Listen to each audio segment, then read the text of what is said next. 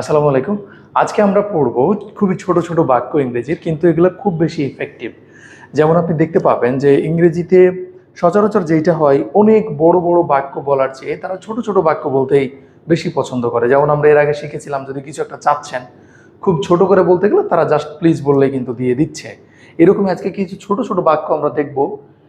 এই বাক্যগুলোর মধ্যে প্রথমে আপনি পেয়ে যাচ্ছেন আমি আসছি। এটা হচ্ছে আমরা যখন আজকের ক্লাসটা করব তারপরে আমরা এগুলোর উত্তর করতে পারবো। তারপরে বলছে দেখেন দয়া করে বসুন। যেমন দেখেন আমি আসছি, এটাকে আপনি এইভাবে বলতে পারবেন আই অ্যাম কামিং। আপনি বলতে পারবেন আমি আসছি, কিন্তু এটাকে খুব ছোট করে বলতে গেলে বলতে পারবেন জাস্ট কামিং, মাত্র আসলাম, আমি আসছি, মাত্র আসছি। এরপরে দেখেন আছে দয়া করে বসুন। আপনি বলতে পারেন please be seated, please sit down, অনেক কিছু আপনি বলতে পারছেন। এরপরে আছে একটু অপেক্ষা করুন, please wait here, please wait some time, অনেকগুলো আপনারা বলতে পারবেন। এরপরে আছে আবার চেষ্টা করুন, প্লিজ ট্রাই এগেন, অথবা জাস্ট ট্রাই এগেন বলতে পারবেন। এটা ভাঙবেন না, ডোন্ট ব্রেক ইট। ওকে, তারপরে কি ভিতরে আসুন, প্লিজ কাম ইন। এই যে প্লিজ বলবেন কি বলবেন না এটা ডিপেন্ড করবে। ভালো করে পরিষ্কার করুন, তাহলে ক্লিন প্রপারলি, ক্লিন প্রপারলি। এরপর আছে জ্বালাতন করবেন না, ডোন্ট টিচ মি। ওকে, কাল দেখা হবে, সি ইউ টুমরো। এরপরে আমরা এগুলো আস্তে আস্তে দেখব। আজকের ক্লাসটা করার পরে আপনারা এগুলা করতে পারবেন। চলুন আমরা আমাদের ক্লাসে চলে যাচ্ছি। চতুর্থ দিনের ক্লাস আমাদের ডব্লিউপিএসে আছে।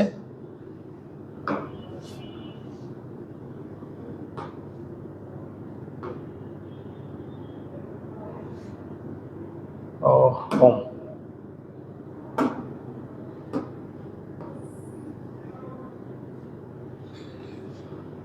ওকে,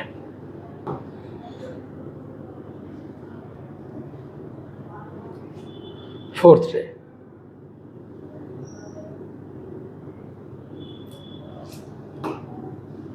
ওকে, তাহলে এইটুকটা বুঝটা পড়ো।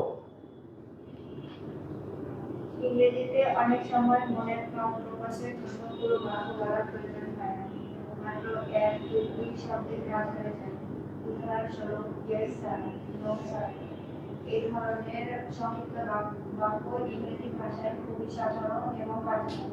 যারা ইংরেজি শিখতে আগ্রহী তাদের জন্য এই সংক্ষিপ্ত রূপগুলোর সাথে পরিচিত হওয়া জরুরি। ভয়ের কিছু নেই, এই কাজটি একেবারেই সহজ, কারণ এখানে জটিল ব্যাকরণ থাকে না, বরং এগুলো নিয়মিত ব্যবহার করলে আত্মবিশ্বাস বাড়ে এবং কথা বলায় গতি আসে। ওকে, তাহলে আমরা বুঝতে পারছি যে ইংরেজিতে কিছু কিছু বাক্য অবশ্যই তুমি পেয়ে যাচ্ছ, যে বাক্যগুলো মানে বললে শব্দে মানে বাক্যে আমাদের কথা বলার যে একটা গতি, এই গতিটা তুমি পেয়ে যাচ্ছ। আমরা এই বাক্যগুলো আস্তে আস্তে প্র্যাকটিস করব। এখন সোজা কথায় যদি আমি বলি আমি এই আসছি, এটাকে আমরা কি বলতে পারবো? Just, just. ওকে, এরপরে বেশ, খুব ভালো, কি বলবো? ভেরি ওয়েল বলবো, ভেরি ওয়েল। ওকে, এরপরে দেখো ঠিক আছে, এটাকে আমরা কি বলবো? ইটস ফাইন, অথবা ভেরি গুড, ভেরি গুড। ঠিক আছে, এখন ব্যাপার হচ্ছে যে এখন দেখে দেখে বলতে তো বেশ সহজই আর কি, কিন্তু যখন বাক্যে আমাদের ব্যবহার করতে হবে, কথা বলে যখন ব্যবহার করতে হবে, তখন যেন মাথায় ব্যাপারটা আসে, এটা মাথায় রাখতে হবে। তাহলে কি করতে হবে? বারবার প্র্যাকটিস করতে হবে, কারণ জিনিসগুলো সহজ, জিনিসগুলো সহজ, খালি আসে না কথা বলার সময় মাথায়। এটার জন্য আপনি যা বলেন বা আপনার যেমনটা ইচ্ছা, কি বলবো আমরা? অ্যাজ ইউ লাইক, অথবা অ্যাজ ইউ প্লিজ, আপনার যেমনটা ইচ্ছা বা যাতে আপনার খুশি হয়। এরপরে বলছি আর কিছু কি বলার আছে? ঝগড়ার সময় আমরা বলি এনিথিং এলস, তোমার কি আর কিছু বলার বাকি আছে, থেকে গেল কিছু? এইটা আচ্ছা, থাক থাক, যথেষ্ট হয়েছে, দ্যাটস এনাফ। এটা কিন্তু একবার দেখানোর পরে কিন্তু আমি ওটা মিশিয়ে দেবো, শুধু এটা বলবো। সো যখন যেটা বলছেন একটু মাথায় নিয়ে ভালোভাবে, হ্যাঁ, ওটা কিন্তু থাকবে না। তাহলে থাক থাক, যথেষ্ট হয়েছে, দ্যাটস, দ্যাটস এনাফ। ওকে, এই অকিঞ্জনকে সম্মান দেখানোর জন্য ধন্যবাদ। ওকে, আপনি ভুলে যান, আপনি মনে করেন আমাকে ওয়ানার দেখানোর জন্য ধন্যবাদ। এই বাক্যটা সরাসরি বলতে পারবেন, থ্যাংক ইউ অথবা thanks for this honour. Honour কি বলবেন? অনার, অ অনার, হ্যাঁ যে অনার। ওকে, এরপরে আচ্ছা, ওকে, তারপরে নিশ্চয়, কেন নয়, সার্টেইনলি, হোয়াই নট, যে কোনো একটা বলতে পারবেন, সার্টেইনলি অথবা হোয়াই নট। একটুও না, কি বলবেন, not a bit, not a bit. আপনার কি চিনি লাগবে, নট এ বিট, একটুও না। আপনার কি লবণ লাগবে, নো, নট এ বিট। ওকে, এরপরে বলছেন আচ্ছা চলি, কি বলবেন, টাটা। এটা হচ্ছে এক ধরনের বিদায় সম্ভাষণ, রাইট? কাল দেখা হবে, এটা আপনাদের এমনিতেই পারার কথা ছিল, কাল দেখা হবে, তাই না? এইবার আমরা এটা একটু আচ্ছা দেখে নিই, তারপরে মিশাবেন। দেখেন, হ্যাঁ নিশ্চয়, কি বলবেন, বাই অল মিনস। আপনি বলতে পারেন yes certainly, yes sure, yes okay, যা কিছু আপনার ভালো মনে হয়, ঠিক আছে? এবার বলবেন অনেক হয়েছে, টু মাচ, অনেক হয়েছে, অথবা বলতে পারবেন that's enough, just keep your mouth শাট। এবার বলবেন হ্যাঁ মশাই, ইয়েস স্যার, ইয়েস স্যার, ওকে। তাতে আচ্ছা কখনোই নয়, কি বলবেন, তুমি কি রাজশাহী, তুমি কি সিঙ্গাপুরে, হ্যাঁ হ্যাঁ তুমি কি সিঙ্গাপুর যাবে, নেভার, নট এট অল বলতে পারবেন, ঠিক আছে? তাতে কি হয়েছে, ঠিক আছে, তাতে কি হয়েছে বলবেন নেভার মাইন্ড অথবা ডাজেন্ট মাইন্ড, বলবেন নেভার মাইন্ড অথবা ডাজেন্ট মাইন্ড। এটা হচ্ছে কোনো ব্যাপারই না, এরকম একটা ব্যাপার স্যাপার, কোনো ব্যাপারে না, নেভার মাইন্ড, ইটস ওকে, ব্যাপার এইরকম। আচ্ছা এরপর বলছে বলার কিছু নাই, নাথিং মোর, আর কিছু বলার নাই। মানে এত বেশি কষ্ট আপনি পেয়েছেন তার আচরণে যে আপনার আসলে ভাষাই হারিয়ে ফেলেছেন, সেক্ষেত্রে আপনি বলবেন নাথিং মোর, তেমন বা বিশেষ কিছু নয়। কোথায় যাচ্ছে, এমনি ঘুরে বেড়াচ্ছে, নাথিং স্পেশাল, রাইট? আসুন আসুন, ওয়েলকাম স্যার।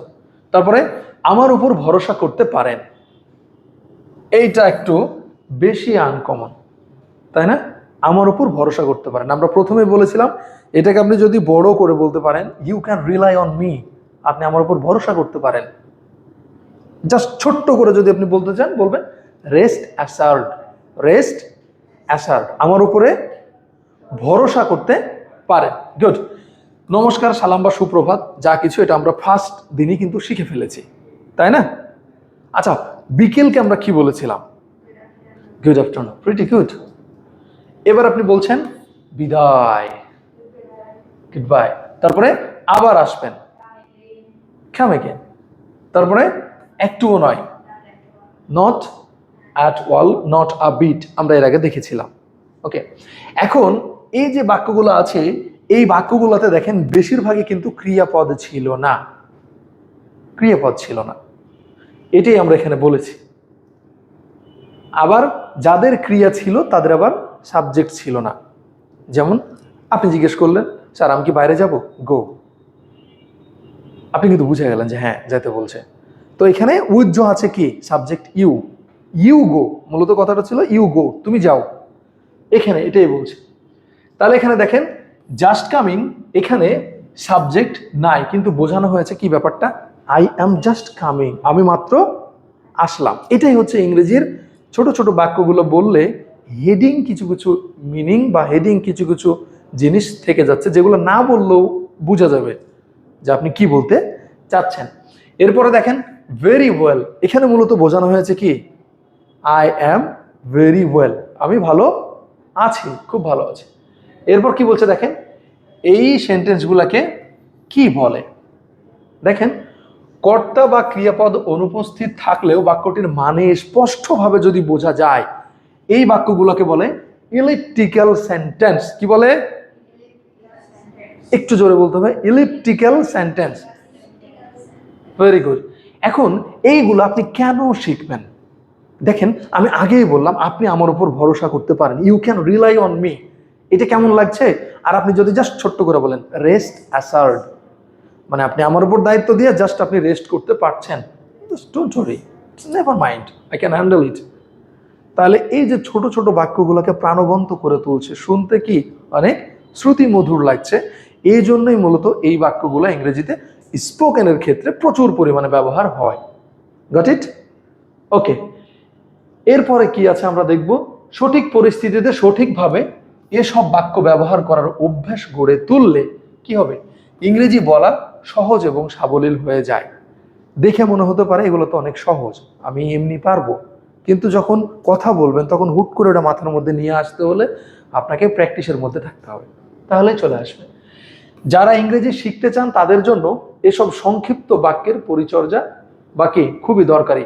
এখানে কয়েকটা পুরো রূপ আমি দিয়ে দিয়েছি এবং ব্যাখ্যাটা বলে দিয়েছি, জাস্ট একটা দুইটা পড়ি।